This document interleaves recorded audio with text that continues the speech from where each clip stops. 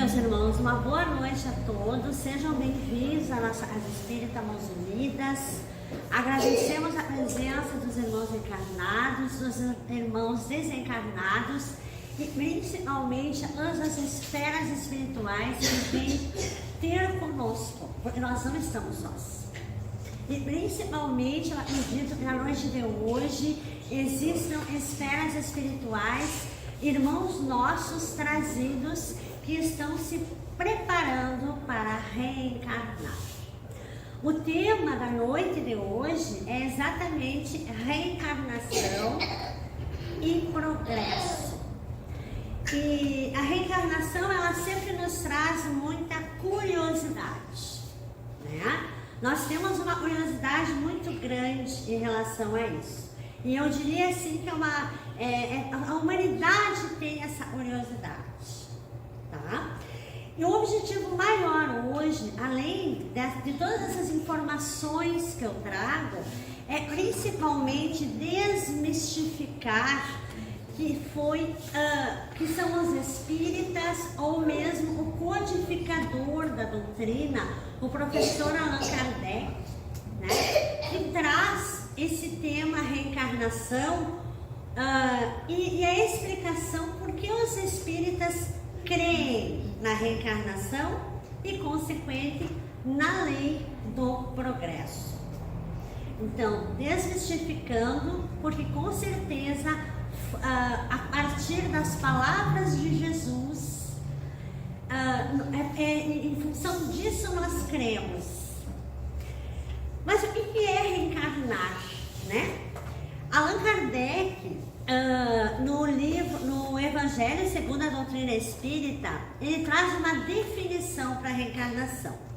Então ele diz assim: é a volta da alma ou espírito à vida corpórea, mas em outro corpo, especialmente formado para ele, conforme o seu merecimento. E de nada tem de comum com o antigo. Tá? Então Kardec, lá no Evangelho, ele define reencarnação, porque esse tema, essa palavra, né, ela vem do Evangelho segundo o Espiritismo. Mas o que é reencarnação para o Espiritismo? É uma oportunidade para o espírito se aperfeiçoar intelectualmente, tá? Através do trabalho e do estudo, e moralmente também, através do amor ao próximo, ou seja, da caridade. É uma oportunidade de progresso. Então, assim, meus irmãos, quem conhece as obras básicas de Kardec, a primeira obra básica, ela foi instituída em 1857 e ela se chama O Livro dos Espíritos.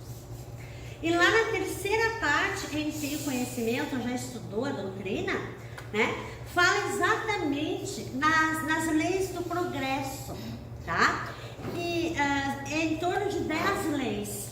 E é uma lei moral do Espiritismo que orienta a vida dos espíritos, sejam eles encarnados ou os desencarnados, tá? E ela vem exatamente para nortear a nossa caminhada, tanto na Terra como na espiritualidade, na erraticidade, como nós espíritas mencionamos, tá? Bem, o que o Espiritismo fala sobre reencarnação? Quando o espírito deve se encarnar no corpo humano em vias de formação, um laço fluídico, então lá no ventre materno, um laço fluídico que mais não é do que uma expansão do seu perispírito. Então, para nós entendermos, se vocês tiverem dúvida, podem perguntar, tá? Nós viemos de um corpo físico, mas nós temos um espírito. E esse espírito, ele tem uma camada chamada em volta, que é chamado perispírito. Então o perispírito está entre o espírito e o corpo carnal. Certo? Conseguiram entender? Então exatamente quando durante a encarnação, no corpo humano, há uma formação, a gente chama de laço fluídico, que nada mais é do que uma expansão desse corpo que protege o espírito, que é o perispírito. O liga ao germe para qual se sente atraído por uma força irresistível desde o momento da concepção. Então, nós temos células, né? O óvulo e vários espermatozoides, ok? No momento da concepção, e exatamente quando acontece a fusão, né? Dessas duas células, um espermatozoide, são muitos, né? Que conseguem fecundar o óvulo, o que acontece? Nesse momento, tá? Acontece então esse laço fluídico, certo? Por isso nós espíritas somos tão contrários ao aborto. Só para fazer um parênteses aí, tá? É exatamente nesse momento que esse corpo fluídico, então já existe ali o que? Vida, tá? Seguindo então, Allan Kardec, o nosso codificador, durante toda a codificação da doutrina e preocupado em nos informar da melhor forma a questão reencarnatória, ele busca muitas informações. E todas as obras de codificação espírita citam exatamente por que nós devemos crer na reencarnação. Então, assim, lá nas escrituras, se nós formos buscar, não sei se alguém já conhece Bíblia, já estudou, né? As escrituras, desde os profetas Jeremias, Elias, já tinham citações, né? De que a vida poderia ressurgir de alguma forma, né? Que seríamos sim criados pelo Altíssimo, por Deus, e seríamos ilimitados em relação à vida, onde a morte real ela não existe, tá? Então passou por Jeremias, passou por Elias, passou por vários profetas, chegando então no Novo Testamento em Jesus, tá? E Jesus, ele fazia maravilhas, né? Ele trabalhava a questão principalmente moral das pessoas da sua época. Mas foi exatamente num momento muito peculiar, eu diria assim, que Jesus fala, né, abertamente, durante um diálogo, que ele dá a certeza, eu diria assim, de que a reencarnação, ela existe como um processo natural, tá? Então a gente vai buscar exatamente lá atrás, segundo as escrituras, né? E vamos entender a reencarnação. A gente diria assim, na cronologia espírita, segundo os estudos do Kardec, tá?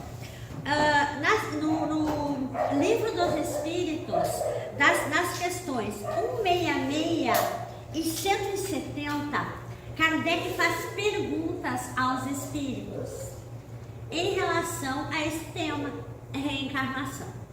Então a primeira pergunta que ele faz: a alma que não atingiu a perfeição durante a vida corpórea, como acaba, né? Como acaba por depurar-se? Os espíritos respondem: submetendo-se à prova de uma nova existência. Questão 167, vou citar algumas, tá? Qual a finalidade da reencarnação?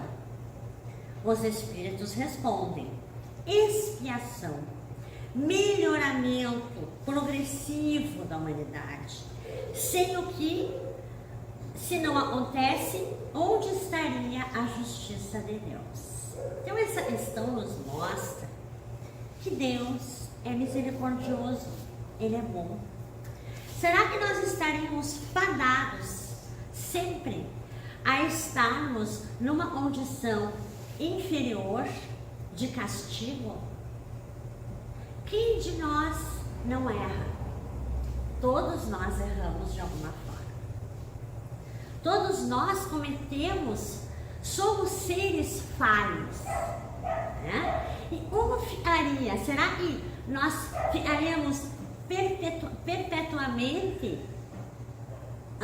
condicionados ao castigo eterno? E onde estaria a bondade de Deus? Tá? Questão 68, Kardec pergunta: o número das existências corpóreas é limitado? Ou o espírito se reencarna perpetuamente?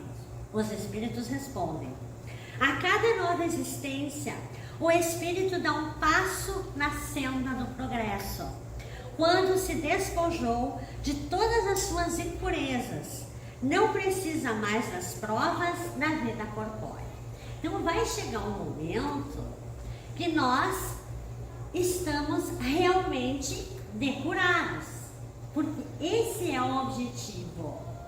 Nós fomos criados por Deus como espíritos simples e ignorantes. Nós viemos aqui sem muita informação. Então, se nós não tínhamos tanta informação assim, como consequência, mesmo tendo a essência divina, nós cometemos erros. Mas temos que consertar, tá? Então, isso faz com que nós voltamos em novas experiências corpóreas. Questão 69. É invariável o número das encarnações para todos os espíritos? Né? A gente pergunta, né? Meu Deus, mas quantas vezes eu tenho que voltar aqui? Né? Eu tenho certeza que quando a gente fala no termo reencarnação, a primeira coisa que vem é: meu Deus do céu, quantas vezes eu vou precisar vir aqui?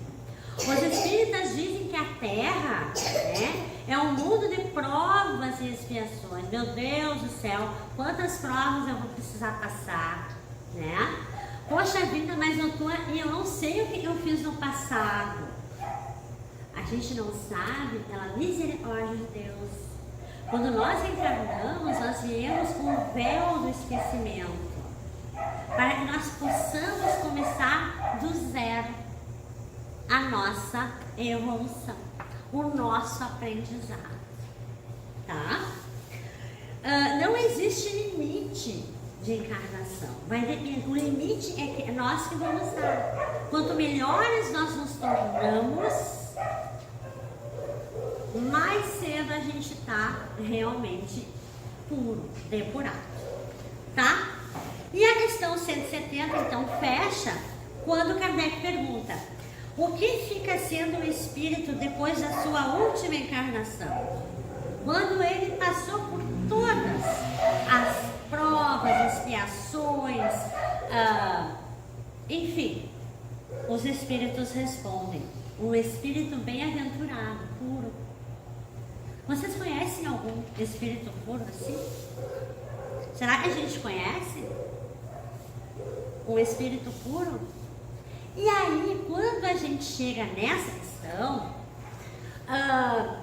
segundo a doutrina, né, nós temos várias formas de reencarnar, motivos e principalmente dependendo da nossa caminhada, do nosso aprendizado. Cada encarnação é um aprendizado, tá? Primeiro os espíritos podem ver missionários, uma missão, que eu acredito que Chico Xavier era um espírito missionário, tá? Eu acredito que ele esteja praticamente 100% depurado, mas, porque ele viveu a caridade pura, né? Então a gente acredita que ele sim. E mesmo assim ele pode pedir para voltar, para ajudar a todos nós. Pode. Outra forma de nós virmos aqui é exatamente para espiar. Ah, mas nós erramos no passado, então nós vamos precisar consertar isso. E como é que a gente conserta isso? Mas eu não lembro da minha vida anterior. Seguindo Jesus, fazendo o bem, praticando a caridade pura e plena. Essa é a forma que nós podemos ter a plena certeza que estaremos no caminho certo. E outra forma também é compulsória, né? Quando a gente reencarna, existe um plano arquitetado na espiritualidade, né? E muito importante dizer isso, e muitas coisas que nós passamos aí, mesmo que não sejam tão boas, nós concordamos ou nós imploramos para acontecer, só que a gente esqueceu, tá? Então aí entram as leis morais da doutrina. Kardec faz uma busca então nas escrituras, né? E forma o Pentateuco Espírita, tá? Lá no Evangelho segundo a doutrina espírita, na introdução do item 4, no início do Evangelho, quem já leu, Sócrates e Platão, lá na Grécia Antiga, os filósofos, grandes pensadores, já falavam sobre a reencarnação e a necessidade dela. Mas no capítulo 2, 3 e 4, que Kardec cita as palavras de Jesus. No capítulo 2, Jesus fala: meu reino não é desse mundo. Como assim? Meu reino não é desse mundo. No capítulo 2, Jesus diz: há muitas moradas na casa de meu Pai. Há muitas moradas na casa de meu Pai. Então ele fala sobre diferentes estados da alma na erraticidade, que é no plano espiritual. Ele fala nas diferentes categorias de mundos habitados. Ele fala qual a destinação da Terra, que hoje a Terra é um planeta de provas e expiações, mas está e vai depender de cada um de nós e para a regeneração. Fala sobre as causas das misérias humanas, por que nós sofremos. Os mundos superiores e inferiores, os mundos regeneradores e principalmente a progressão dos mundos. Mas é exatamente no capítulo 4 que Kardec intitula assim: Jesus diz: ninguém pode ver o reino de Deus se não nascer de novo. Como assim? Os judeus, o povo hebreu lá da época de Jesus, quando Jesus esteve na terra, né? Os judeus, eles já tinham um conhecimento da espiritualidade. E eles acreditavam em algo que eles chamavam ressurreição.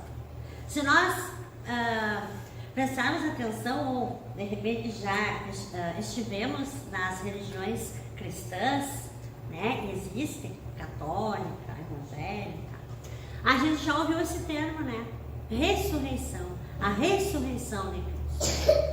Então os judeus, eles acreditavam muito nessa questão da ressurreição, mas eles acreditavam que nós iríamos voltar da mesma forma. Lembram da ressurreição de Lázaro, né? Que nós iríamos voltar com o mesmo corpo, da mesma forma. Então eles tinham aquela fé, mas a dúvida. E existia lá na Galileia um grupo de anciãos, o chamado Sinédrio. E lá existiam Nicodemos, tá? Então eles senhores, eles tinham a capacidade, o conhecimento, eles eram respeitados pelas pessoas. E o que aconteceu? Nicodemos, vendo as maravilhas de Jesus, ele, escondido uma noite, ele bateu na porta onde Jesus estava e disse: mestre, vamos conversar sobre isso. E Jesus recebeu Nicodemos. E é a Nicodemos que Jesus então passa toda essa informação, né? E ele consegue trazer a certeza da imortalidade da alma e principalmente que nós podemos voltar, tá? Eles têm um diálogo muito interessante. Então o Nicodemos pergunta a Jesus, né? Como assim, Jesus? Você está falando coisas do céu. E Jesus responde para Nicodemos: eu te digo, Nicodemos, que se alguém não ser gerado de novo ou do alto, não verá o reino dos céus. Então Jesus dá a certeza para o nosso autoaperfeiçoamento, para o nosso trabalho na terra, que se faz necessário. Ele dá certeza a Nicodemos de que sim, a justiça divina nos traz de volta. E isso é algo muito importante, né?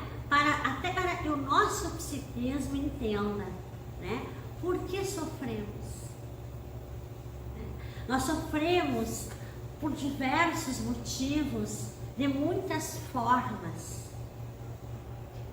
Somos consolados através do conhecimento, através da fé que emana, e principalmente é porque nós temos a certeza que Deus é justo e bom, e através da sua bondade Ele nos dá a chance do novo trabalho. Então, meus irmãos, o que nós devemos fazer? Sempre perguntavam a Jesus, os seus seguidores, as pessoas que conviviam com Jesus, o que eu devo fazer? E Jesus, de uma forma muito simples, muito singela, respondia: siga-me. Então, se nós temos dúvida de como andar, nós devemos seguir Jesus. Nós não estamos sós. Nós não viemos a esse planeta também sozinhos. Todos nós, existe uma arquitetura espiritual muito grande, muito amorosa com todos nós. E nós não viemos sós e nós não estamos sós. Com certeza nós viemos com comprometimentos, mas principalmente uma vontade férrea de nos melhorar. E os nossos mentores espirituais nos acompanham. Todos nós temos os nossos chamados anjos de guarda. Todos nós. Se nós pudéssemos vê-los, né? Então uns até conseguem. Mas a gente pode senti-los através da oração.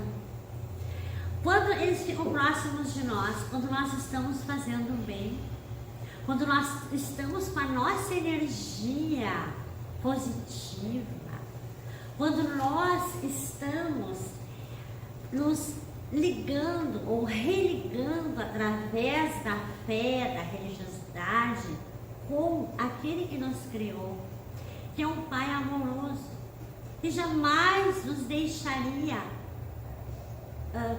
fadados, né, apenas eternos. Por isso, meus queridos irmãos, todos estão convidados a vir estudar conosco. Nós temos na Casa Espírita, assim como aconteceu comigo, e foi muito bom. Eu convido todos vocês na segunda-feira, 7h30, no sábado, 6 horas, 6h30. Venham ter conosco, assim como eu fui convidada um dia, né? Sentar, ouvir o professor falar. A gente cria um laço tão bonito de amizade e fortalece muito a nossa fé, a nossa caminhada, nos ajuda na reforma íntima que nós temos que fazer, que nós temos que desenvolver, né? E que a nossa caminhada seja plena, seja uma caminhada, não precisamos olhar para trás, vamos olhar para frente e vamos nos melhorar cada vez mais. Finalizando então, né, a nossa oração, da nossa exposição doutrinária, eu convido a todos para fecharmos os nossos olhos e fazermos uma oração linda. Essa oração eu trago hoje a todos nós, que é a oração de São Francisco, porque são muitos Franciscos que nós encontramos nessa existência e que colaboram tanto conosco na nossa caminhada. É o Francisco de Assis, é o Francisco Lores, mentor dessa casa, o Francisco Papa está precisando das nossas preces para restabelecer a saúde. É o Francisco Xavier, que nos ensinou tanto sobre a doutrina e nos deu a certeza da imortalidade da alma. Então nós vamos fechar os nossos olhos, vamos pedir que os nossos mentores, inclusive o Senhor Francisco Lores, mentor dessa casa, estejam conosco neste momento. Senhor, fazei de mim um instrumento de vossa paz. Onde houver ódio, que eu leve o amor. Onde houver ofensa, que eu leve o perdão. Onde houver discórdia, que eu leve a união. Onde houver dúvida, que eu leve a fé. Onde houver erro, que eu leve a verdade. Onde houver desespero, que eu leve a esperança. Onde houver tristeza, que eu leve a alegria. Onde houver trevas, que eu leve a luz. Ó Mestre, fazei que eu procure mais consolar que ser consolado, compreender que ser compreendido, amar que ser amado. Pois é dando e se recebe, é perdoando e se é perdoado, e é morrendo que se vive a verdadeira vida, a eterna. Somos seres eternos, meus irmãos, em locais diferentes, dependendo do nosso trabalho, do nosso merecimento e principalmente da nossa fé. Abraço fraterno a todos. Obrigada.